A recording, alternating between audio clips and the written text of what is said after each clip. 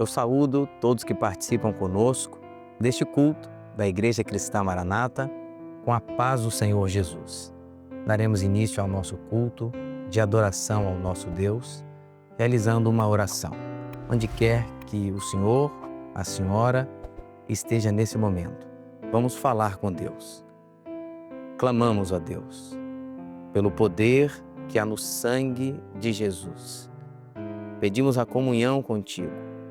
Que a tua presença entre agora nas casas, onde quer que alguém esteja conectado conosco nessa transmissão, que estejamos unidos pelo poder do Espírito Santo e possamos receber do céu aquilo que Deus preparou para nós e para as nossas famílias. Em nome de Jesus. Amém. Vamos adorar o Senhor com louvor.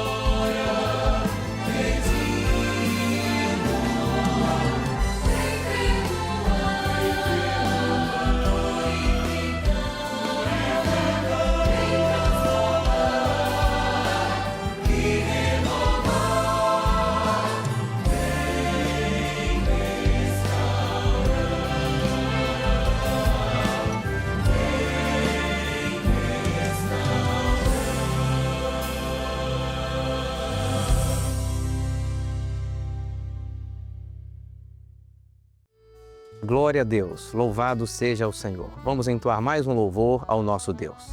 Cristo é a resposta ao pecador. Cristo é a resposta à nossa dor. Salva e batiza e também cura. Oh, aleluia,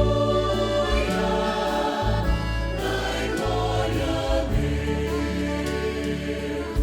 Cristo é a resposta ao pecador. Cristo é a resposta à nossa dor. Salva e batiza e também cura. Oh, aleluia, dai glória a Deus. Oh, aleluia, dai glória a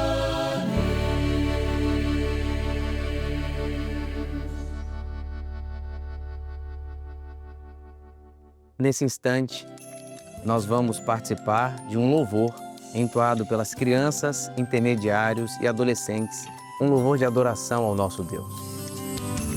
Todo-Poderoso és, Todo-Poderoso és, Todo-Poderoso és, Senhor meu Deus. Todo-Poderoso és, sim, Todo-Poderoso és, sim, Todo-Poderoso és, Senhor meu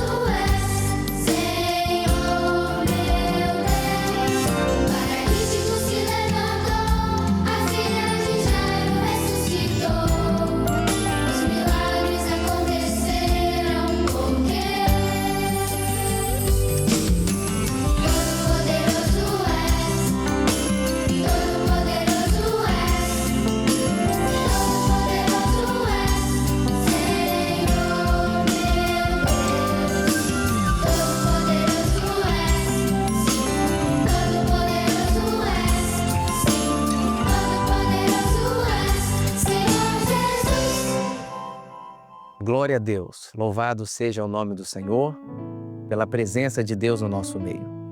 Nesse instante nós vamos nos voltar para a palavra de Deus. Eu convido a todos para lermos juntos no Evangelho segundo Marcos, capítulo 2, verso 9, que diz assim, lendo a palavra de Deus. Qual é a mais fácil?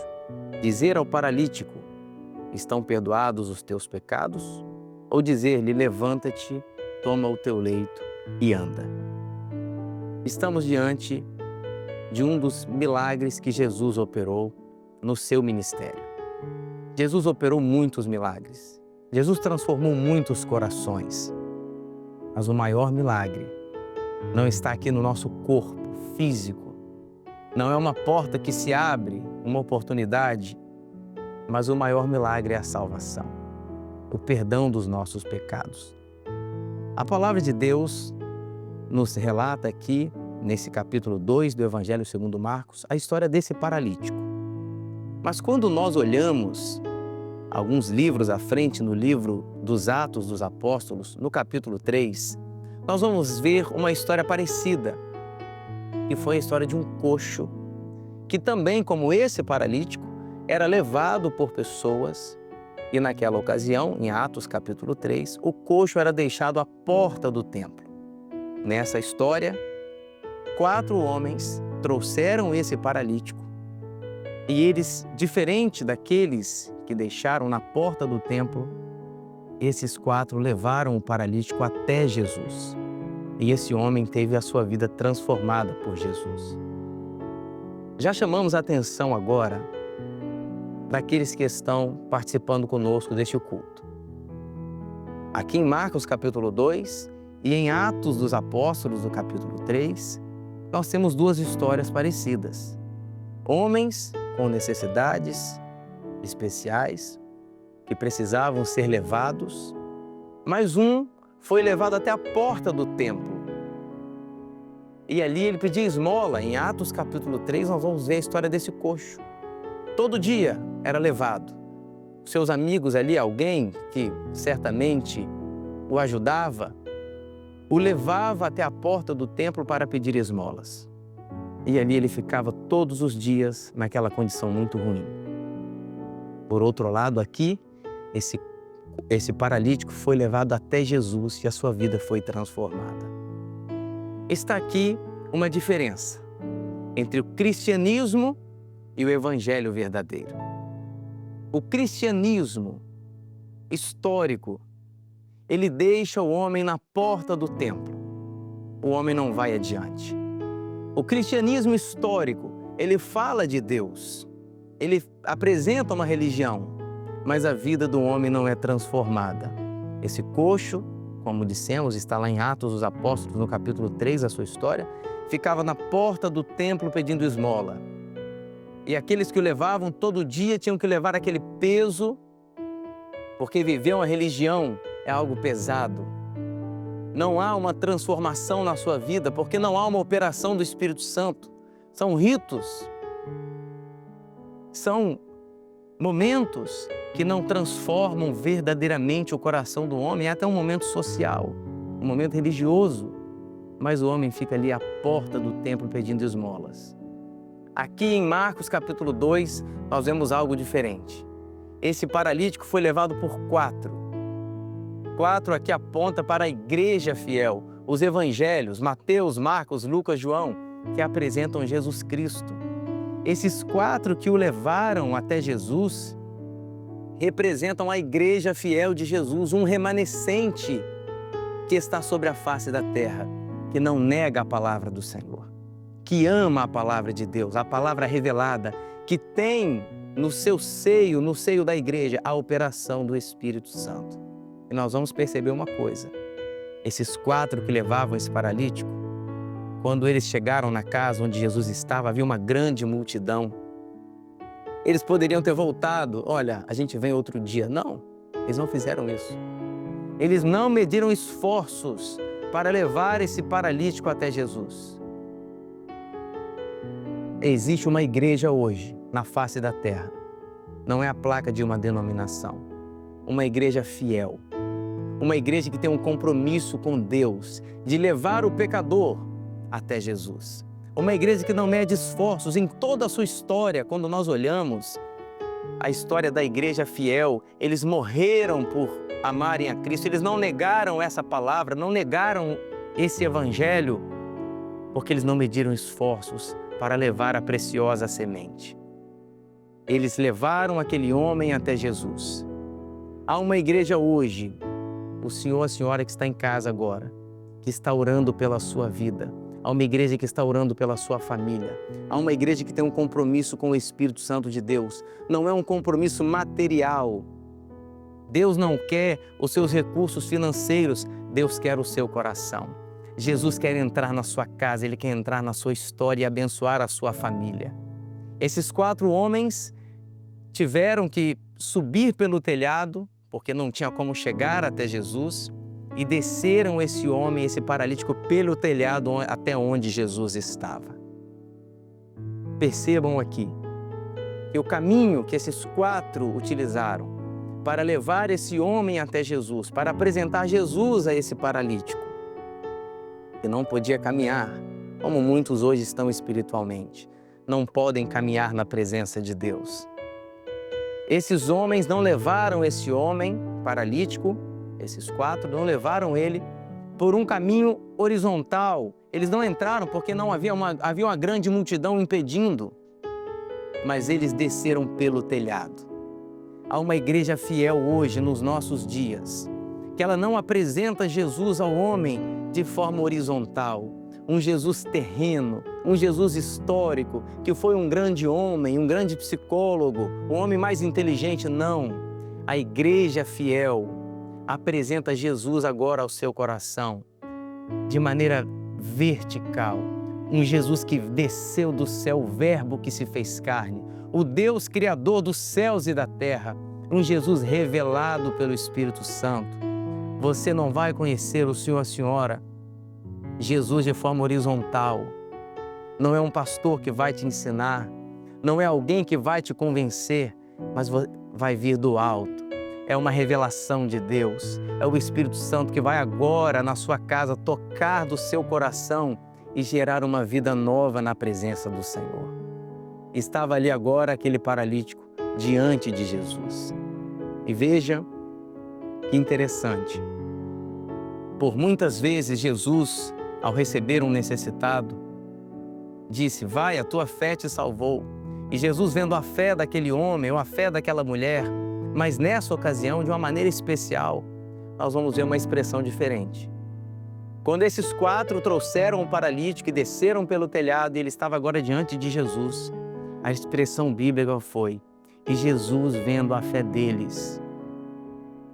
Não era só a fé do paralítico, não era só a fé dos 4 que representavam a igreja, era a fé deles. É a fé do necessitado que entra na casa do Senhor ou que agora está ouvindo essa mensagem, mas é a fé também da igreja, uma fé verdadeira, uma fé profética que vem do céu, que leva a igreja a jejuar, a orar de madrugada, ao meio-dia, a debruçar-se sobre a palavra de Deus e desejar mais do Espírito Santo. Jesus viu a fé deles, a fé do corpo, a fé da igreja que está em comunhão com o Senhor Jesus. E agora chegamos ao texto em que lemos. Aquele homem estava diante de Jesus. Havia ali uma grande multidão e, naturalmente, uma grande expectativa de que Jesus fizesse um milagre. Certamente, no coração das pessoas havia uma prioridade: que aquele paralítico voltasse a caminhar, que aquele homem fosse curado da sua enfermidade. E Jesus, para surpresa de todos, disse àquele homem, e vendo a fé deles, disse àquele homem: perdoados estão os teus pecados.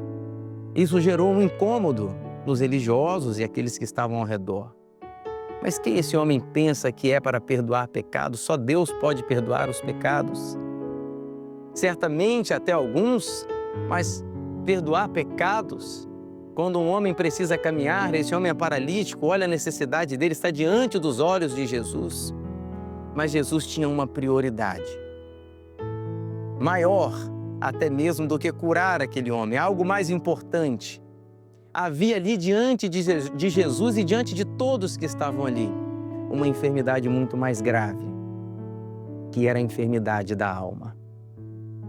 Pode ser que alguém esteja em casa e pense como aquela multidão e tenha como prioridade alguma solução de um problema momentâneo, uma questão familiar, uma porta de emprego que se abra.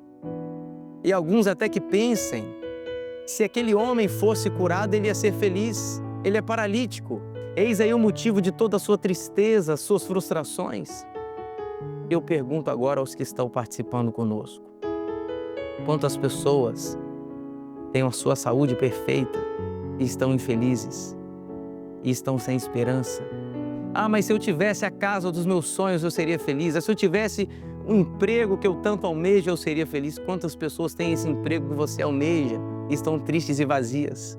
Quantas pessoas moram em palácios e estão incompletos, porque só há uma coisa que completa o homem: Jesus Cristo no seu coração, receber o Espírito Santo na sua vida.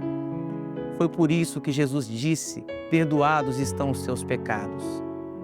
Jesus estava tratando de algo muito mais importante, que era da alma, que era a vida espiritual.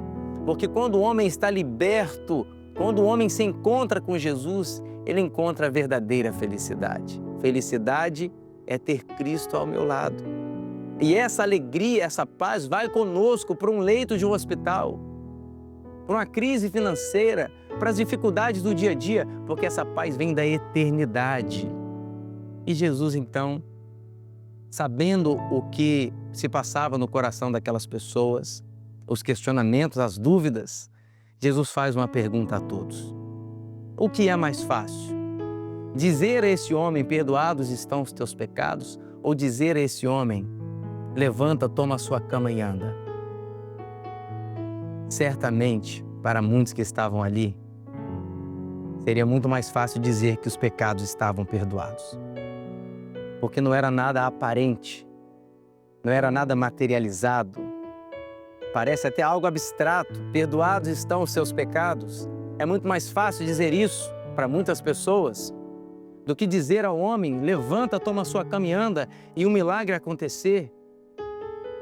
E Jesus disse: para que saibais que o Filho do Homem, que eu tenho poder para perdoar pecados, porque Jesus era Deus e é Deus, e o Deus vivo que está no nosso meio. Eu digo a esse homem: levanta, toma a tua cama e anda. E o homem foi curado imediatamente. Jesus estava nos ensinando algo. O que é mais fácil? Perdoar os pecados desse homem ou curar esse homem? O que custa mais caro? Perdoar os pecados desse homem ou curar esse homem? Meus amados, todos que participam conosco, muitos servos de Deus foram usados e Deus operou curas. No Antigo Testamento, na Bíblia, vários profetas foram usados e muitas curas aconteceram. Os apóstolos de Jesus foram usados e Jesus curou através deles. Mas para perdoar os pecados daquele homem e para perdoar os nossos pecados agora, nesse culto, nenhum profeta seria suficiente, nenhum apóstolo de Jesus poderia resolver essa questão. Seria um altíssimo preço, seria o sangue de Jesus na cruz do Calvário. Só Ele podia perdoar os pecados daquele homem. Só Jesus pode perdoar os nossos pecados, tirar o peso da culpa dos nossos ombros. Jesus estava mostrando ali que o perdão dos pecados daquele homem, a salvação daquele homem, era algo muito mais precioso do que uma cura ou do que algo material. Uma bênção material não se compara ao grande tesouro da salvação. O perdão dos pecados representa o seu nome no livro da vida. Não há tesouro neste mundo que possa se comparar a essa grande herança, a essa grande salvação. O que é mais caro? Uma cura, uma porta que se abre, ou o seu nome no livro da vida? Jesus pagou um alto preço pelo Senhor e pela Senhora. E hoje, aqui nesse momento, a salvação está entrando na sua casa. A salvação está entrando no seu coração, porque nós já estamos diante de Jesus. Louvado seja o nome do Senhor. Que Deus abençoe a todos. Nesse instante, vamos louvar o nome do Senhor. Jesus, o mistério revelado, que alimenta minha alma. Ele é o meu tesouro, é a minha esperança. Este mistério me transformou. Este mistério, minha vida mudou. Este mistério é tudo pra mim. Jesus.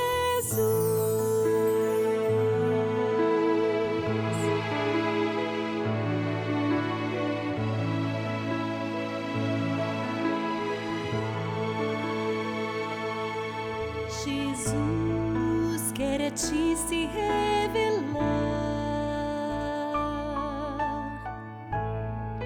quer alimentar tua alma. Abra o teu coração e receba a salvação. Este mistério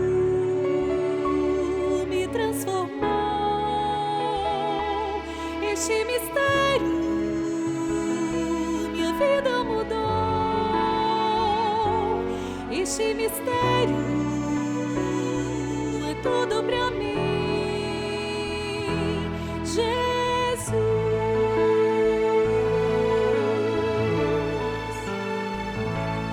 Este mistério me transformou. Este mistério, minha vida mudou.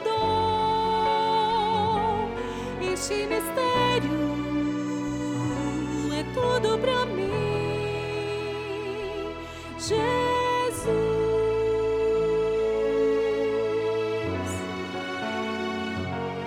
Este mistério é tudo pra mim. Jesus.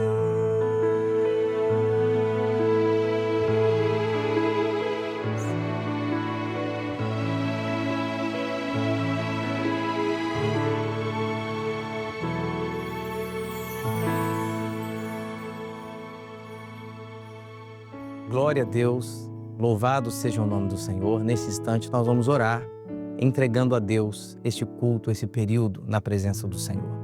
Te adoramos, ó Deus, pela sua presença nos nossos corações, porque nós já estamos diante de Jesus, um Jesus que se revelou ao nosso coração, um Jesus vivo e poderoso que transforma o nosso estado, que transforma a nossa vida. E pedimos agora que o Senhor entre em cada casa, faça parte das famílias que estão participando deste culto, que haja paz em abundância, salvação e que o Senhor também possa cuidar das questões seculares, abre as portas de emprego, cura as enfermidades, porque todo o poder pertence ao Senhor. E pedimos o mais precioso de todos os tesouros, a tua salvação nas nossas vidas. Assim te glorificamos, te bendizemos e dizemos que a graça do Senhor Jesus Cristo, o amor de Deus, o nosso eterno e bondoso Pai, a comunhão, o consolo, o poder do Espírito Santo, seja sobre todos vós, agora e até a volta de Jesus. Amém. Nesse instante, nós informamos que está aparecendo agora na tela um QR Code para todos aqueles que estão fora do Brasil, para que recebam uma assistência especial, uma oração. Aqueles também agora que estão participando e que desejam enviar uma experiência, tanto no Brasil quanto os que moram no exterior, está aparecendo outro QR Code agora para você compartilhar conosco aquilo que Deus tem feito na sua vida. E aos que estão no Brasil e desejam uma oração, é só ligar no número 0800, também que está aparecendo na sua tela. Que Deus abençoe a todos, a paz do Senhor Jesus.